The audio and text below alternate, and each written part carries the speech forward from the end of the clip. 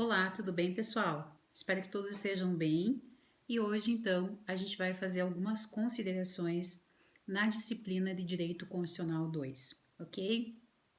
Bom, a gente já tratou de vários aspectos, né?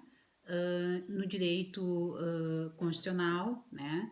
A gente já viu grande parte do conteúdo programático, mas acho que é importante a gente fazer algumas considerações, então, em relação a direitos políticos. Só relembrando vocês, então, que está sendo disponibilizado material para vocês no material de apoio, no portal do aluno, tá? Quero que vocês tenham acesso a esse material, façam as leituras sugeridas, também o questionário, né? A resolução de questões que foi encaminhado. Posteriormente foi encaminhado, então, um gabarito fundamentado, né? Com a fundamentação legal.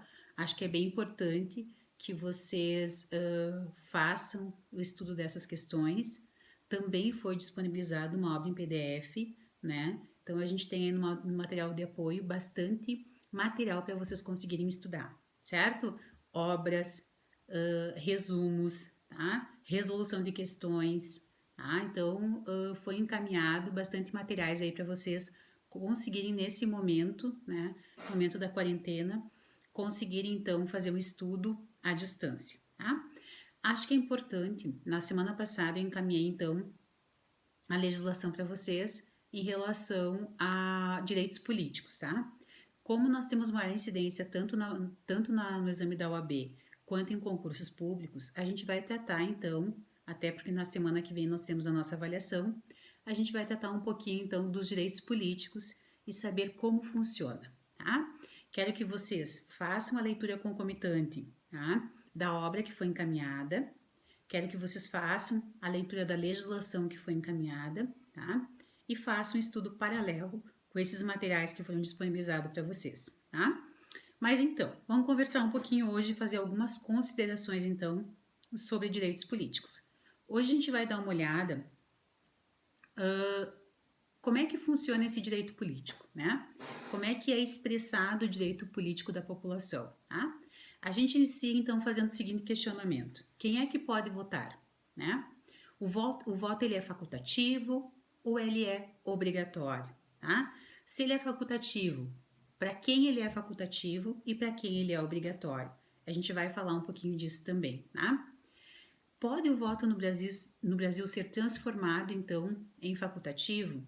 É um questionamento que a gente vai conversando aqui agora, dentro dos direitos políticos, e a gente vai sanando várias perguntas e questionamentos que vão surgindo, tá? E também para o povo, tá? Fazer um projeto de lei, quantas assinaturas são necessárias? Então, dentro dos direitos políticos, a gente tem instrumentos, mecanismos para efetivação, tá? E é isso que a gente vai dar uma olhadinha agora, então, tá? Vamos iniciar, então, com o seguinte questionamento: o que são os direitos políticos? Tá? O que são? São todos aqueles direitos que são destinados, então, à concretização da soberania popular, tá? E ela está elencada lá no artigo 1º, desculpa, artigo 1º, parágrafo único da Constituição Federal. Então, lá nós temos, então, um dispositivo legal que trata, então, da soberania popular, lá no artigo 1º da Constituição Federal, tá? E o que nós temos, então? Qual é a disposição que nós temos lá? Todo o poder emana do povo, certo? Mas como que o poder emana do povo? Por meio do quê? Né? Por meio do quê? Por meio, então, dos direitos políticos. E onde é que nós temos elencado, então, os direitos políticos? Lá no artigo 14 da Constituição Federal. Inicia, então, a partir do artigo 14. Bom, para que a gente possa entender, então, como é que funciona esse instrumento, acho que é importante a gente mencionar o seguinte. Então, o direito político é o direito dessa manifestação, esses instrumentos que nós temos, né, que o povo tem, como forma de concretização, então. O que a gente pode ressaltar aqui? Então, essa manifestação dos direitos políticos, ele se dá por alguns instrumentos, alguns mecanismos que são utilizados. A gente vai mencionar então o primeiro instrumento, a primeira manifestação então desse direito político. A gente inicia com o plebiscito e com o referendo, tá? Plebiscito e referendo. Bom, a gente inicia então mencionando que ambas podem ser convocadas no Brasil, que é o que está disposto lá no artigo 49 da Constituição Federal. De toda sorte, o que é o plebiscito e o que é o referendo, né? A gente vai fazer essa distinção também. Gostaria que vocês fizessem a leitura do artigo 49, inciso 15, tá? Inciso 15. E aí a gente tem a seguinte pergunta: quem é que convoca, então, quem é que convoca o plebiscito e autoriza referendo, né? É quem, né? Quem? E aí a gente já vai responder, então, esse questionamento, que é o seguinte: o Congresso Nacional é quem faz a convocação.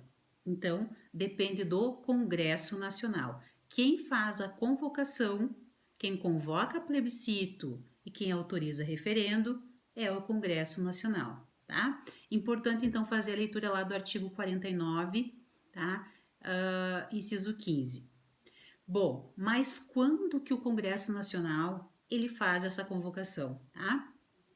E a resposta é a seguinte: quando ele quiser, quando ele achar que é conveniente, né? Na legislação não está estipulado quais são as situações que ele pode convocar plebiscito e autorizar referendo, né? Então, quando o Congresso Nacional quiser, tá? Bom, a gente tem um exemplo, então, quando o Congresso decidiu perguntar para o povo o que o povo achava sobre a proibição ou não da arma de fogo no Brasil, né? O que o Brasil achava ou não. Então, o que nós tivemos ali? Essa convocação, ela se deu por meio do quê? De um decreto legislativo, né? Que foi, né, feita a convocação pelo Congresso Nacional, tá? Mas para que seja, né, para que nós tenhamos a convocação do plebiscito e a autorização do referendo, somente pode ser por meio de decreto, tá? Somente por decreto. E mediante uma proposta, então, de 1/3 dos parlamentares. Se não for dessa forma, não é possível, então, que nós tenhamos essa convocação, ok? Bom, seguindo então, tá? Seguindo então, a diferença, a pergunta é: qual é a diferença, então, entre plebiscito e referendo, tá? E aí a gente pensa o seguinte: a diferença, a principal diferença entre o plebiscito e o referendo é justamente o momento em que eles ocorrem, tá? O que isso quer dizer, então? O plebiscito, primeiramente, no plebiscito, primeiramente se pergunta ao povo, pergunta o que o povo acha, né, daquela situação. Se pergunta o que o povo acha. E somente depois, então, se faz a lei, se elabora a lei ou o ato administrativo. Então, como que funciona o plebiscito? Plebiscito. Primeiro a gente pergunta para o povo, né, o que o povo acha daquela questão, né? Daquilo que vai ser decidido e daquilo que vai ser objeto de publicação dessa lei. Primeiro se pergunta o que o povo acha, tá? E depois, então, se publica essa lei, se elabora essa lei ou ato administrativo, tá? Exemplo que a gente tem do plebiscito, lá na década de 90, né, foi feita a consulta se o povo queria que continuasse o presidencialismo ou a monarquia, ou o sistema parlamentar ou não, ou a monarquia.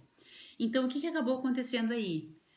O povo, né, ele decidiu, então, por manter o que nós já tínhamos antes, o presidencialismo, né, o sistema presidencialista e também a república. Então, foi uma decisão do povo. Então, no plebiscito, se pergunta para o povo antes dessa elaboração de lei, dessa publicação de lei. E como é que funciona o referendo, então? O referendo é um momento posterior à elaboração da lei. Então, primeiro se cria a lei, primeiro se elabora a lei, e depois se pergunta para o povo né, para o povo o que o povo acha dessa legislação e se ela pode, né, se ela pode ser publicada e passar a ter vigência, tá? Exemplo aqui, Estatuto do Desarmamento. Primeiro foi criada a lei do Estatuto do Desarmamento e lá tinha um dispositivo legal que mencionava que só poderia entrar em vigência e produzir efeitos depois da consulta, né? Depois do referendo. E foi assim que aconteceu. Então, primeiro se criou a lei e depois se perguntou para o povo qual era, né? Se mantinha, né? Se poderia se comercializar arma de fogo ou não, né? Então, primeiro lei e depois aí pergunta para o povo, tá? Então, essa é a principal diferença. No plebiscito, a pergunta para o povo vem antes e depois a criação da lei. E no referendo, primeiro se cria a lei e depois se pergunta para o povo, né? É assim que funciona, tá? Bom, o que nós temos aqui? Plebiscito e referendo, o que nós temos de mais importante é essa diferenciação, tá? É essa diferenciação que nós comentamos agora.